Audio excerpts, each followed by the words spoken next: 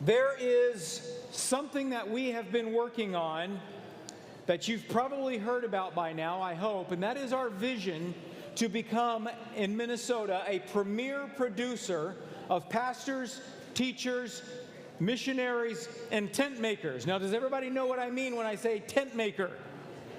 Maybe if I could say marketplace ministry or something like that. This means that wherever you are, like the Apostle Paul, you remember who paid his salary, right?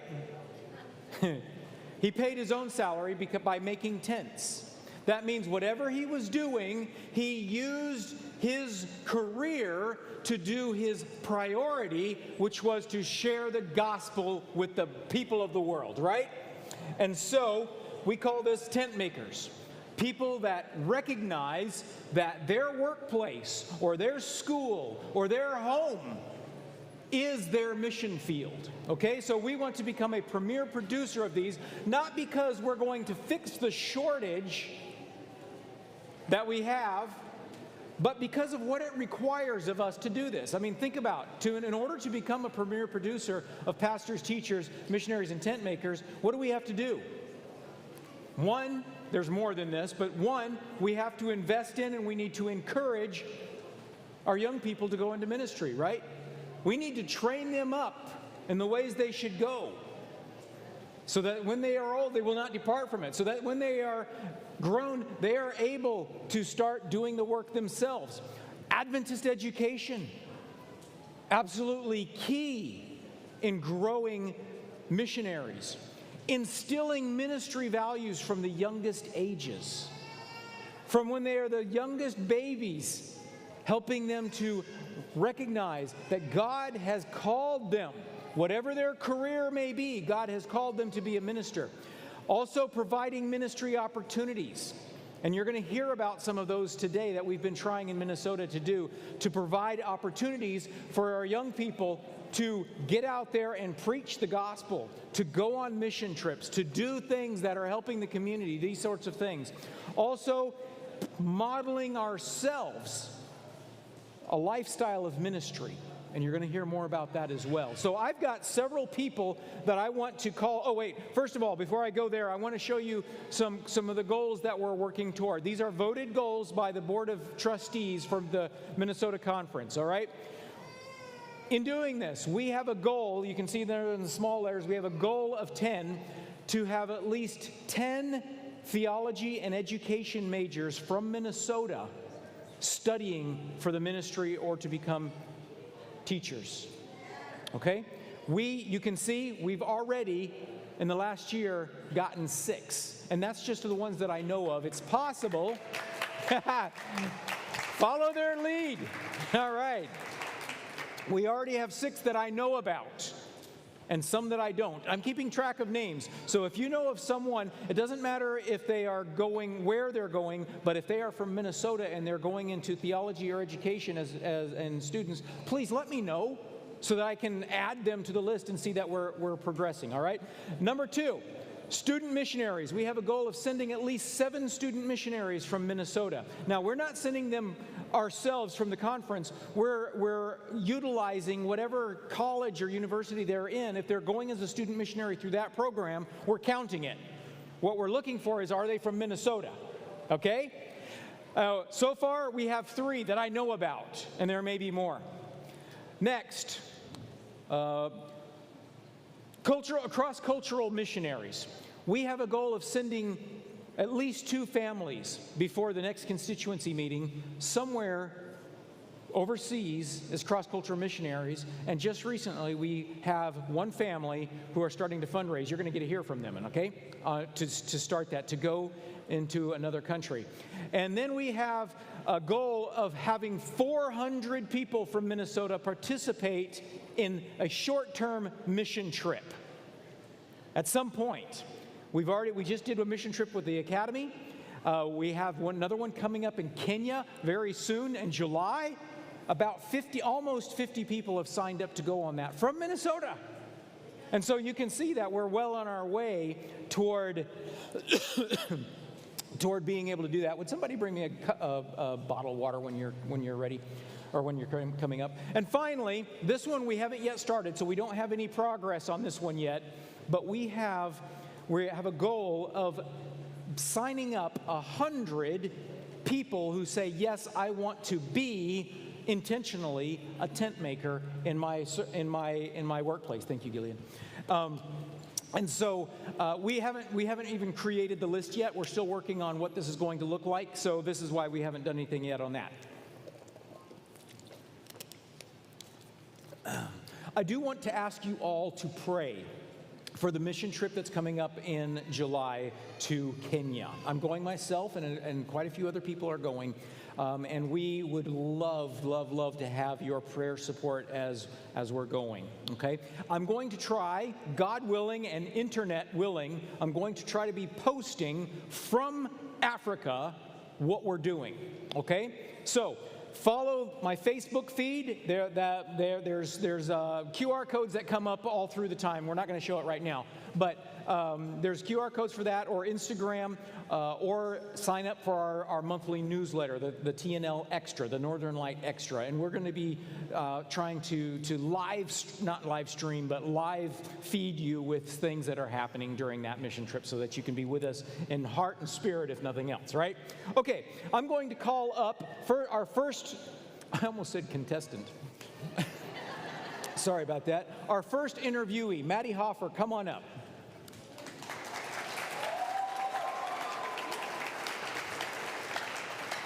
Maddie, you are going to be a senior this year at Maplewood Academy, and we went on a mission trip, which I was fortunate enough to be able to go. I tell you what, if I could get away going every year with y'all, I would go. I don't know if I will be able to, but wow, it was fun. It was really fun. Tell us about the mission trip, just briefly, and maybe I know there are many, but maybe one of your favorite parts of it. One of my favorite parts was seeing the stars with barely any light pollution. There's actually a lot of stars, and it was really beautiful. You're going to have to back up. Tell them where you went. We went We went to La Vida Mission in Farmington, New Mexico. Was it March? Yeah. And we spent a week there. So it's a elementary and academy school run completely on donations and tuition free. For Navajo children. For Navajo children. And it's kind of like Maplewood. It's a boarding school, so even the elementary kids live there. And we spent a week there, a little over a week. We worked, what did we do? They had a greenhouse that we worked on and fixed up. There was a path that we created. Oh, I wish there was pictures I could show you. There was a lot of work that we did. And we spent a lot of time hanging out with the kids there before they left on spring break, which was really, really fun. They were really nice people, and I loved them. So tell me, what did you learn, maybe even about yourself? Ooh, I learned some good things. Okay, one thing I learned about myself is, well, not about myself, but I learned that life, when I'm disconnected from my cellular device, is actually really, really nice. I enjoyed myself. Having no service was actually a good thing. It was actually really fun. Try being without your phone for a while. It was good. I also learned that some questions will never be answered, or at least on this earth we won't get answers, because there were some very tough things that we talked about at Mission Trip, things that people were struggling with, and I just learned that we're not going to understand everything on this earth, and sometimes it's best to just let it go and just trust in God. I also learned that a good attitude and kindness goes a long way. We had an amazing time working, which is surprising because work was actually really, really tough, and we had really long, hard days, and it was exhausting. But because we had good attitudes, it was very enjoyable. Yeah. They did. These kids, don't ever tell me that this generation doesn't know how to work. I watched these kids work hard, and they did well. Maddie, a last question.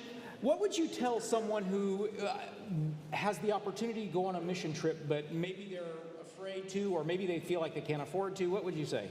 Don't worry about it. God's got you.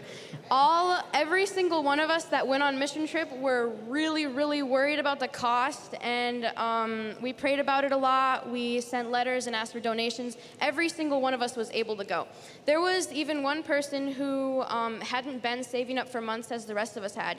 2 weeks before we left for mission trip, he was like, I really feel like I want to go on mission trip. And we were all like, are you really going to get all that money in 2 weeks? He did. He went on mission trip, and it was really amazing. And okay, another cool thing about like donations and stuff, we were planning to bring $5,000 to La Vida Mission and give it to them. We ended up giving them $10,000 when we were there, and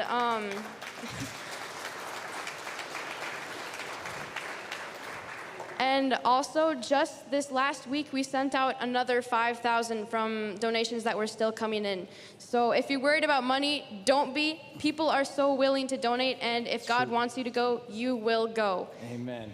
Thank you so much, Maddie. I watched these kids change. It was fantastic. Next up is Kessler.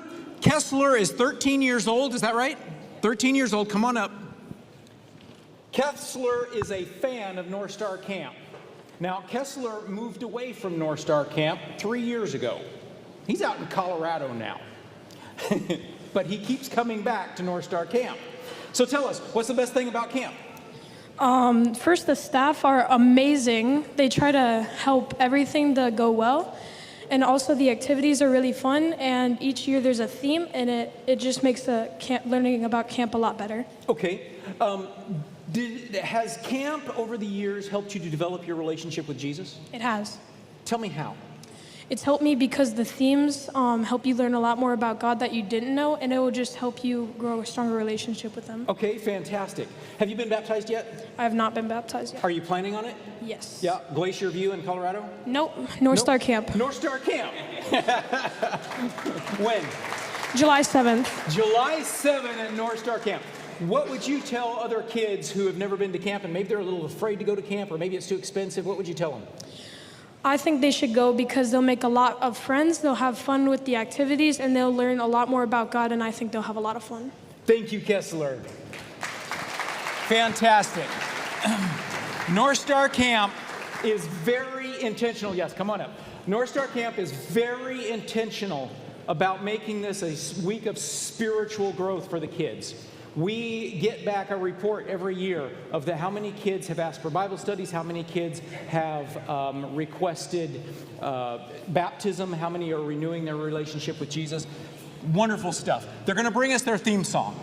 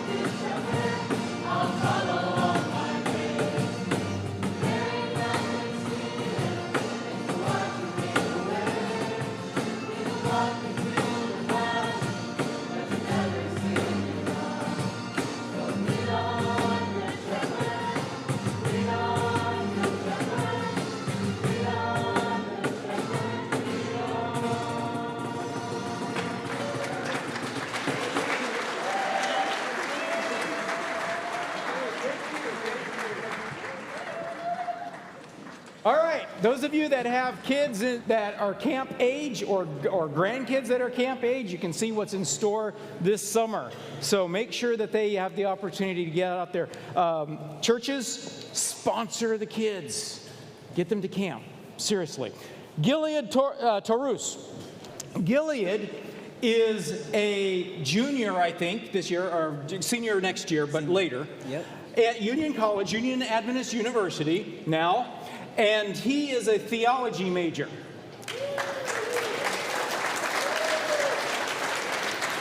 He's coming to Minnesota beginning now, like right away?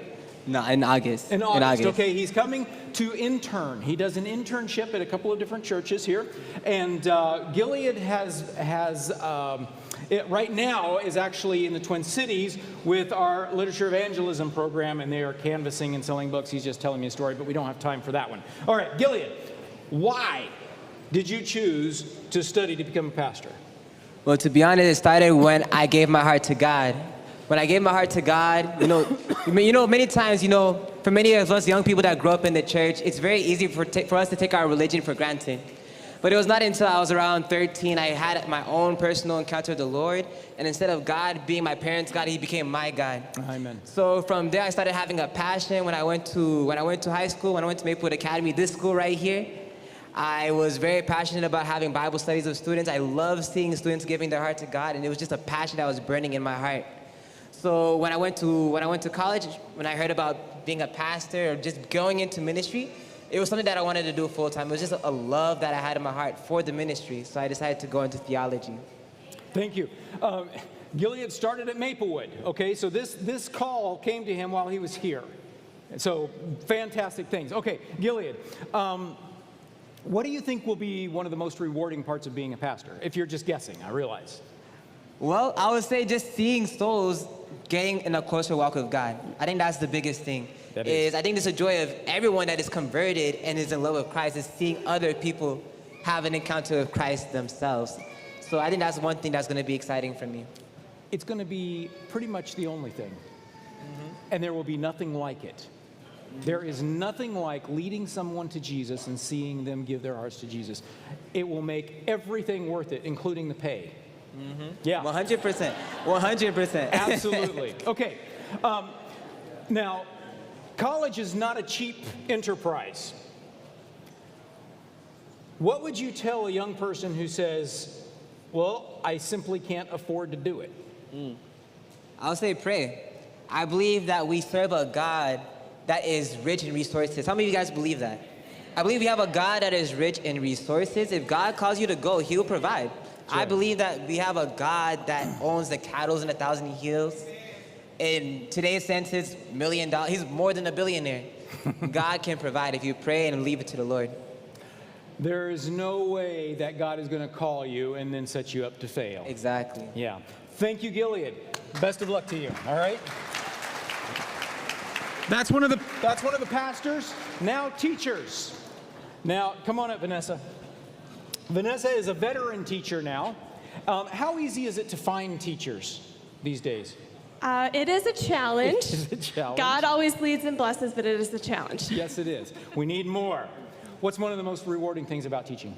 There are honestly so many things, but one of the best things is getting to have the privilege of being a part of kids' stories of their lives, and then also coming to places like this and not really knowing who you're going to see, but knowing that when I see my former students, they're still going to be my kids, and just getting to know what they've done in their lives, and it's just such a privilege to see them grow up into the people that God has made them Vanessa is at Minnetonka Christian Academy. Their enrollment has been going through the roof. I think it was from 60 or something at a low point to, what is it this year? It is going to be 140. That's what we're projecting. 140 students. They're doing a fantastic work there in Minnetonka. Vanessa, tell a story, a quick one, about something that you've seen about when God has managed to change a child's life through something that's happened at school. So one of the personal kind of things that, or personal goals that I have, is that our students who come into my math class, I'm a math teacher, among other things, that they will be able to leave behind their math anxiety and just general anxiety as well. And I've had the privilege of working with a number of students who come to me with just this intense dislike of math. And I feel privileged to be able to help them work through that and see them just be able to accomplish things that they didn't think they would be able to in their math classes, and gain a newfound confidence in who they are as a student and as a person as a result of those successes. Okay. Teaching doesn't pay very well either. Why in the world should somebody even consider going into teaching at an Adventist school? Honestly, it's just such meaningful work. It's something where you're joining this community of people. Each year, you're creating a community of learners in your classroom. You have memories that are unique to that class that you make every single year. There is no one year that is like the next year. And there's just so many fun things, challenging things that you get to do as an educator. And it's the joy of my life to teach. And I believe that other people can find that joy in teaching, because you get to be involved and be a part of people's growing up stories and figuring out who they are stories. And it's just such a privilege and a way to just reach other people for Jesus. Thank you, Vanessa. If you're thinking about a teaching career, do it. Okay, Oriana. Oriana Matus, she is the daughter of one of our pastors here in the Minnesota Conference. And you are planning to go next year as a missionary, correct? Yes. Tell us about it. Where are you going? What are you going to be doing? So I'm going to Honduras to a school called Vida International. And the school I attended, Oklahoma Academy, I was part of the mission construction program. So I'll probably be doing mostly construction, but it's the mission field, so who knows? Who knows, exactly. Okay, what made you make the decision to do this? I mean, you're taking a year out of your life that you could be finishing and doing whatever the next thing is, but you're taking a year to do this. Why? Because I've always wanted to be a missionary, and it's one of the best ways you can serve God. And to be honest, you see God do amazing things when you serve Him, things you don't see in normal jobs. Okay, so what do you expect or even hope that you're going to see happen?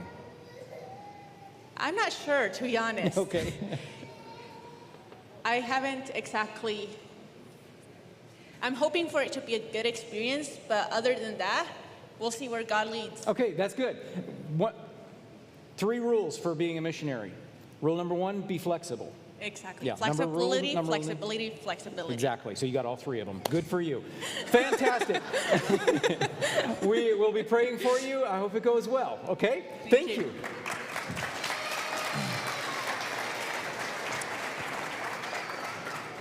Naquan and Camille Keaching. Camille is teaching right now at, well, you tell us where you're teaching.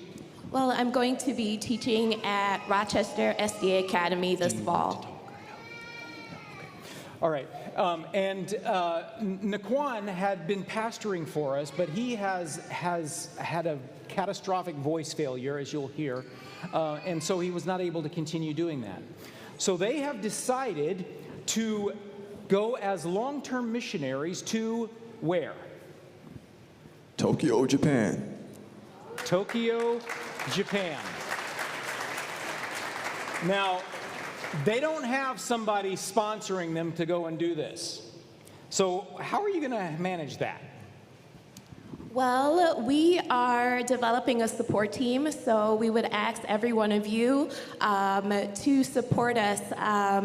We have to raise a lot of funds. On screen, there should be a URL code, a QR code that is directly to our giving page through Adventist Frontier Missions. And we also have a booth in the back. And also on your chairs, if you were here early, you received 2 sheets of paper. One of them is for an interest form if you would like to know more about our mission to Japan, and also if you would like to donate, that is what the other form is for. Okay, now you have small children. What in the world made you think that, yeah, we're going to pack up and head halfway around the world, more actually, well, depending on which way you go. But why? Well, I have always wanted to be a missionary. From I was a young child, that is all I've ever really wanted to do with my life. But I married a young man that all he wanted to do was be a pastor. But God worked it out that we were able to do both. We've been here in Minnesota for 6 years as my husband pastored. And when that door closed, God opened the door to go into foreign missions. What do you think, I realize that expectations are dangerous, but what do you expect will happen? Any ideas? Well, we don't know, and we're going to go Yes, find you don't out. know. But one thing we do know is that God will be with us, Yeah. and that He will lead us in what we need to do there. What is going to be your goals? What are you trying to do while you're there? Yeah, so just three things to start out. Obviously, the context is to spread the gospel, to follow the gospel mandate in Matthew 28. But more specifically, 1, we want to learn the language. Obviously, we have to learn how to speak Japanese to communicate with the Japanese people. 2, we want to study the culture. It's important to open up our eyes to be able to see the culture we're going to be engaging with on a daily basis. And then 3, which I think is more importantly, we want to start friendship evangelism. Yeah. Begin to make friends, ultimately so that we can one day start a church plant in Japan. A church plant, exactly. Yes. If you don't know it, Tokyo is the largest city in the entire world.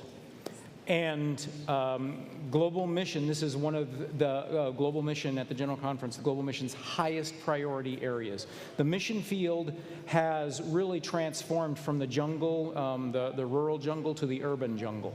And it's an entirely different kind of experience. We're learning still and exactly how we do ministry there.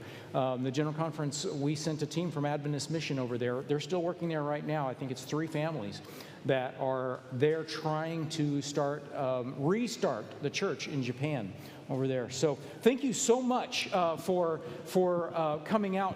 And I was going to ask you, how do we reach these dreams? But you've already explained that. So please, if you have any sort of an impression from the Holy Spirit that you need to help the Kitching family go, they are going to be looking for sponsors. This is the only way they manage to go. And so monthly sponsors are the most important. That will give a set amount every month. Small amounts are helpful. Large amounts, of course, are also helpful. But once they meet their fundraising goal, then they're able to go and begin work. So Minnesota, let's help them. This is one of our families. Thank you.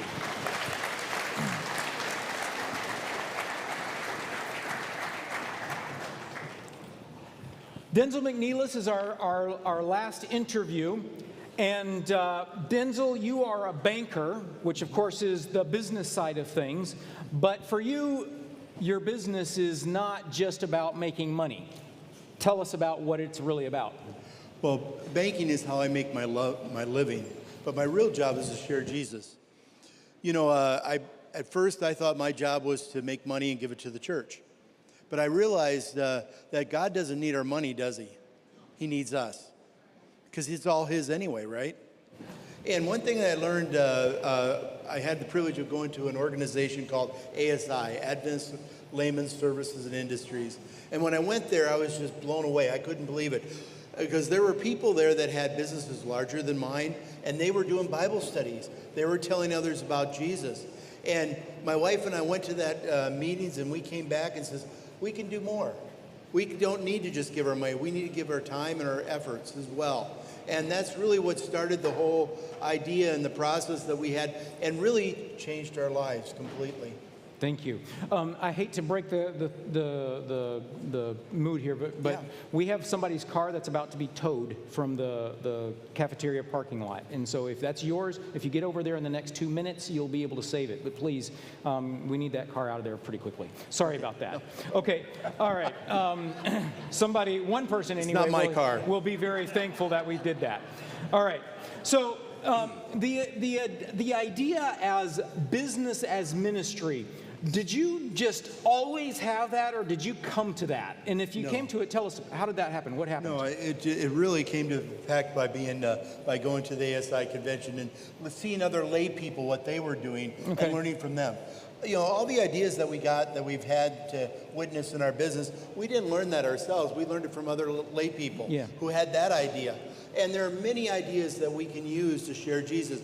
Each one of us, has an opportunity and a circle of influence of people to reach that no one else can reach. That's right. The old saying is everybody preaches, just some people use words.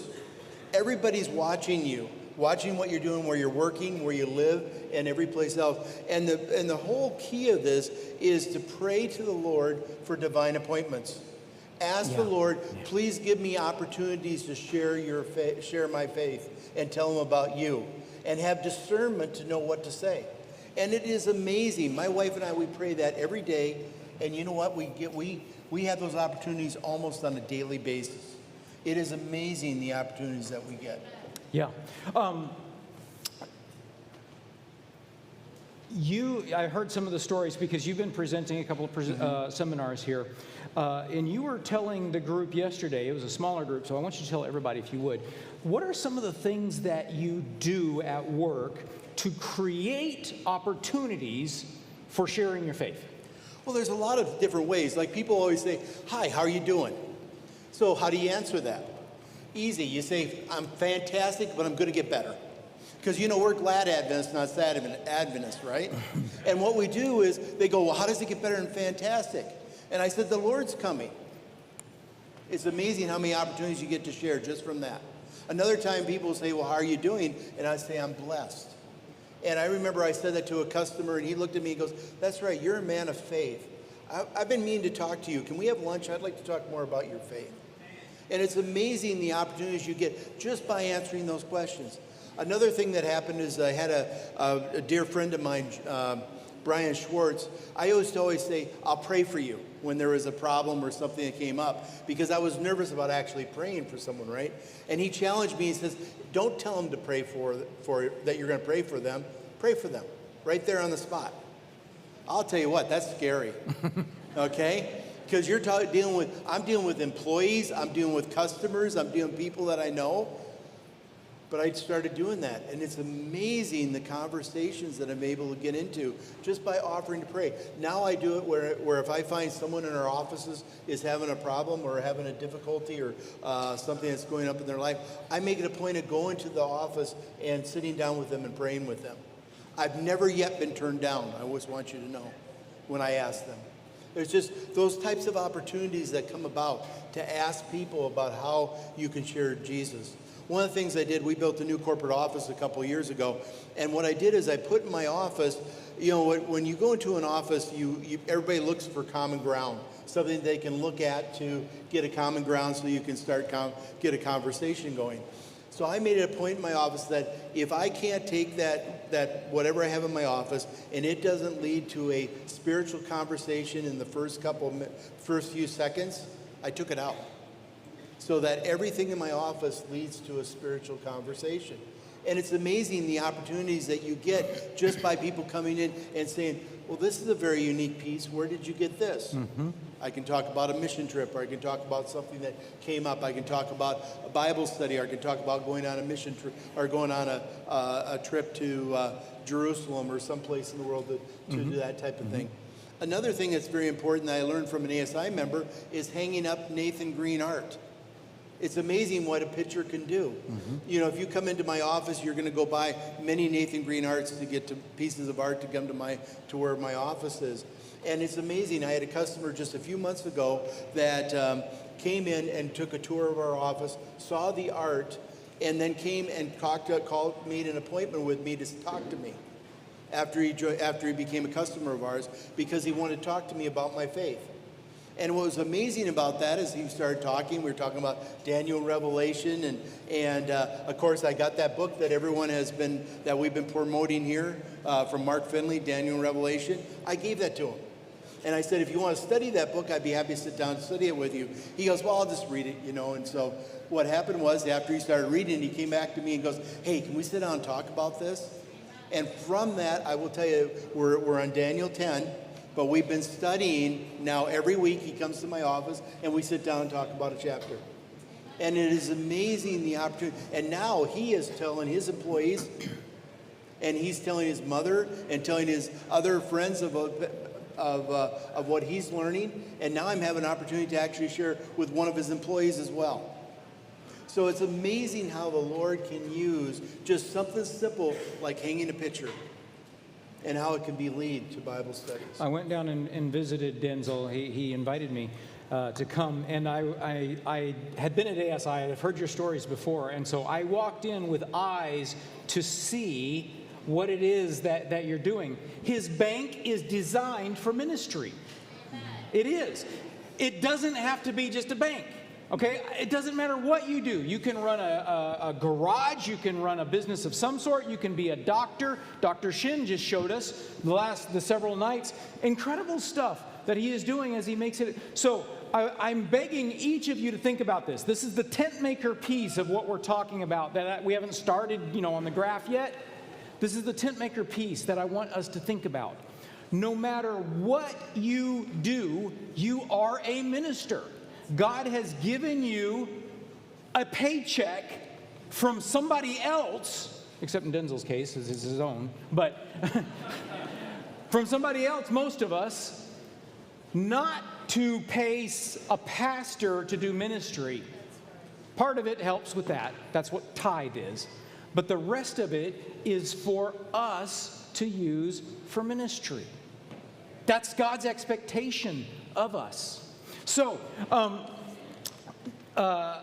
you showed me around your bank, and you told me that there was a shortage during COVID, and of something, and so you took me down to the basement and you showed me your stockpile for an emergency situation. Tell us about that. Well, we had the privilege. It wasn't guns. It wasn't guns or ammunition. But basically, one of the things that we realized that I had the privilege of going over to Poland right after the war started and worked with refugees, and ASI was involved in printing all this literature that we sent into the Ukraine. Mm-hmm. And when I was there, I heard stories of what people were doing to share Jesus in the Ukraine during the war that's actually currently happening right now. And one of the problems we had is we had trouble getting paper, trouble getting ink, trouble getting the materials we need to print to send into the Ukraine.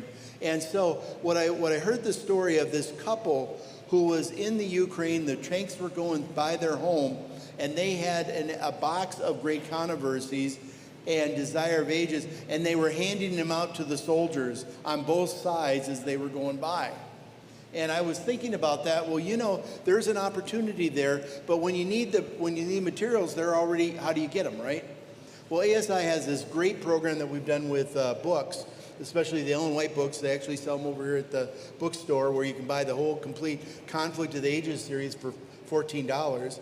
And we bought several thousand of them and put them into our basement, ready for the next time there's a problem, so that we can be handing them out. We're ready to hand them out. But I will tell you what, handing out the Great Controversy has been phenomenal. Our church did this just this last year in our community, working with the colporteurs here in Minnesota. They handed them out, and from that we handed out the Great Controversy in a Bible study, and from that, to make a long story short, we now have a baptized member in our church today because of the books that were handed out less than a year ago. And I will tell you, it's amazing to see the power of the printed word, because there are people everywhere that's looking to know. Let's face it, I'm a banker, okay? I look at the money situation. I look at the chaos in the world. I'm studying all the statistics and all the things that go on today. And I will tell you, our world's in a mess, okay? We're in a mess. And everybody knows it, right? And they all know there's something that's going on, that something's changed. We know everything's changed. Everyone is looking. There are opportunities like never before to witness to our friends and neighbors, because everybody knows that something's got to change. And they know that things aren't going well. And we have that solution. You know, we have that privilege of telling others about Jesus because we know what the future holds. And we know that we got something better. Okay, now, I'm guessing that nobody here disagrees with everything that we're saying. The problem is as soon as you do that, you just might have to give a Bible study. Yeah. That's that's a scary thing for some people, and it was for you too at the beginning. Was. Tell us about your journey there, and help us understand how we can overcome that. Yeah, I'm a banker. You want to talk to me about finances? I'm good at it. But you start talking to me about some of the real technical things of our beliefs, that get a little bit more nervous. Not so much anymore, but I used to be that way. And I will tell you what, when someone came, and my wife actually volunteered me to give a Bible study. And I didn't really want to go. I was thinking, okay, who can do this other than me? Because I've never done a Bible study before. And I will tell you, this only happened a few years ago. So we went up to the place where the man wanted to get a Bible study. My wife said, "You pray, I'll pray, and you go into his room, go into the apartment building." Well, I went to his apartment building. Of course, I couldn't get in. I go, "Okay, that's good. I can go back. Donna, I can't get in. We got to go home." She goes, "No, continue working on how to get into that apartment building. I'm going to continue to pray." So I walked back up to the place, and as soon as I walked back up to the place, after we have a prayer in the car, all of a sudden a couple comes out and goes, "You need to get in?" And I go, "Yes, I do." And they go, "Well, here, let me hold the door open for you." They let me right in. I went and knocked on the door, and the guy opened up the door, and of course, he was nervous because there's COVID going on, and he was a little nervous, and I could tell that. And I said, "Do you want to go sit down out in the side?" And so we did that. And I will tell you, he sat down with me, and he says, "Well, I just want you to know I'm an ex-Adventist. Do you have any problem studying with an ex-Adventist?" And of course, I looked at him and go, "No." But in my mind, I'm going, "Are you kidding me? I don't know what to say to him. I don't know what to do. What am I going to do with this? This is a person that's an ex-Adventist." And he said, "I just don't like this Ellen White stuff. Just don't cram that down my throat." But he said, "I did want you to know I listened to John Bradshaw, and he made her sound very special. And he said, I'm open to it, but just I don't want to use that. I want to use the Bible." And I said, "Okay, I have 2 rules for you." He goes, "Okay, what are those?" And I said, "Number 1, we're going to just use the Bible. And that's what our reference is going to be, nothing else." He says, "Okay, I can live with that." And number 2, I said, "Let's remain friends." And he says, "Okay." And so we started studying. And I will tell you what, it made you... Of course, first of all, I'm scared to death. I don't know what I'm doing. I just made that agreement. And so I went back, and fortunately, I talked to Pastor Finley. I said, "Pastor Finley, what do I do? I got a guy who's an ex-Adventist." And he says, "Well, obviously he left the church. He doesn't know something about our church, our beliefs. So pretend like he knows nothing of our beliefs and start from scratch." And so that's what I did. And I will tell you what, seeing the change in that man's life and seeing him now, when we get halfway through studying the Bible, he's quoting Ellen White more than I am. And he's starting to talk about, and he's starting to read and telling me, "Hey, I just read this in Ellen White. This is really great stuff. This goes along with the lesson we're studying this morning." And it's amazing to see the transformation. Because in all fairness, all we have to do is present. The Holy Spirit does the work, right? God does the heavy lifting. We just have to be there to hang on to the handlebars as he's doing the heavy lifting. And that's what happened. And now, I could tell story after story of lives that have been changed. And when you see people, when it was amazing. I met this one other couple, and I sat down and I talked with them, and we started to study the Bible together. And I said, "Well, have you heard of the 23rd Psalm?" "No." I said, "Well, let's go through the 23rd Psalm." So we start going through the 23rd Psalm. And I mean, tears are rolling down their eyes as they're starting to realize the beauty of the message. And when we take a lot of, as Adventists, we take a lot of that for granted. Now, I'm a banker. I don't have to know everything. That's what the pastors are for. And the advantage you have is that if you don't know something, you just tell you're not a theologian. You're going to study with them as well. Exactly. I will get back to you. That's a good question. I don't know the answer. Next week when I get back to you, let's study that That's question. Right. That's right. And I will tell you, it's amazing. They're okay with that. because they know you're not the professional. And actually, sometimes you have an advantage over the professional because they feel like you're part of them rather than being a teacher or something like that. Exactly. So the point I want to make is, you know, I like to deal with money, but there's something more valuable than money. Yeah. And that's the value of a soul. And if you can bring someone to Jesus, there's nothing better. And I will tell you, it's a joy. It's exciting. And like my dear friend Dwight Hildebrandt always says, it's a disease and there's no cure. Yeah. Because once you do it, you want to do it over and over and over again. And then the other thing that's so exciting is when you see people that come to Jesus and they're starting to share and they're starting to tell other people about Jesus. And then pretty soon they're telling other people about Jesus. And you know what? If we keep this going, we get to go home really soon. There's a word for what he's saying here. It's the word discipleship, where you're pouring into someone else. Let me tell you something about giving Bible studies. It's not about how much you know, and it's not about how good you are at presenting it. It is about the relationship. Absolutely. If you can make a friend, you can give a Bible study right now. That's it. You don't need any other training.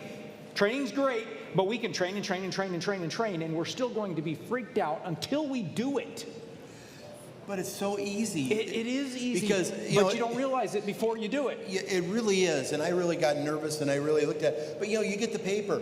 I will tell you what, just pick up one of those. It is written Bible studies, or one that Karen has, or some of the other ones that are out there today. I don't want to argue about what kind to use. I just want you to use one.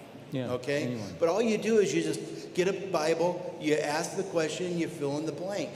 It's that easy to do. It is. It doesn't take And I will tell you today, I think you can get rid of all this technology and just open up the Bible, have paper and pen. That's all you need, because people today have too much technology. They want to get back to basics. And like you just said, the most important thing is the relationship. That's right. The relationship you get. And I will tell you, once you start studying with someone, you get to love them more than you do a brother. Yes. Because you get this bond with them that you can't get any other way, by studying with them and spending time with them. And it's such a privilege to do that. And you will feel a feeling, if you've never done this, you'll feel a feeling that you've never experienced in your life, and you will be addicted instantly. Don't overthink it. This is God's work, not yours. And another thing, if you are a little bit nervous about doing it, get a little group together. Yeah. That's really important too. We started a group together, and it really made a huge difference. And I will tell you, we just had a wonderful experience with the evangelistic series in our church. And we had a lot of people in our church working together, and it takes a team to work together. That's very, very critical. But I will tell you that just having a small group of people coming together builds a bond. And actually, I had two men that are baptized today, and they said they would not have been a baptized member today if they wouldn't have joined a small group. And I want to tell you that having a small group together with accountability is so key as we go forward. But I just want to challenge you this, because I know time is short, and that is that try it, do it, step out of your comfort zone. You will never regret it. No, it's absolutely true. Thank you. Thank you, Denzel. Here, I'll sit on a chair there. Okay, we need to wrap up for Sabbath school time. For first service, we had tithe envelopes sitting on all the chairs. We don't this time because we can't get them all between and everything. So when it comes to second service, when we're taking up an offering, if you just snag yourself one of these, either out in the front or from a chair that's around or whatever. Another thing that we would like to ask you to do, we're going to be filling up here much, much more than we are.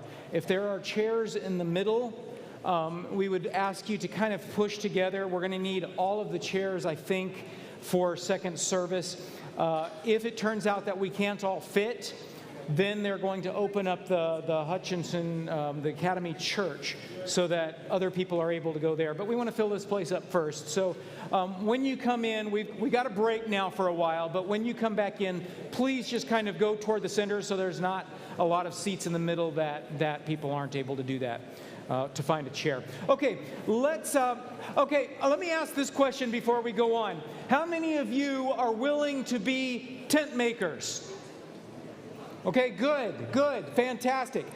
You learned a little bit about what that means today.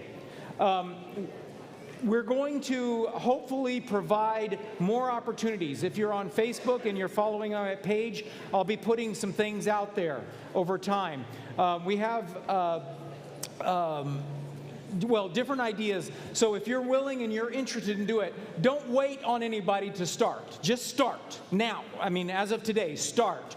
But then as you start to have experiences, please let me know about it, because then I will share the stories with other people, and then you'll start getting ideas from what other people have done, and we can start this informal network. We're not going to throw a major program kickoff or anything like that. This is going to be a grassroots, something that we begin to grow slowly, and we start to share with each other what's happening, and we gain ideas and we grow.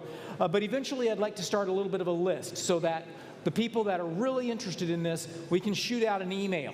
Hey, here's an idea, or hey, want to get together for a webinar, or whatever it might be. Who knows what they might be.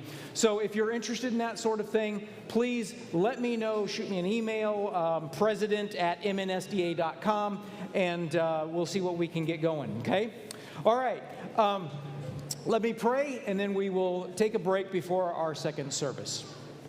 Father in heaven, thank you for this dedicated group of people in Minnesota. Thank you for their willingness to work for you, to go beyond their comfort zones, to allow you to work through them, to reach the many, many people here in Minnesota left that still don't know you on an intimate basis.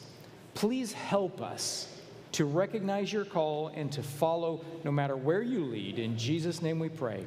Amen. Thank you, everybody.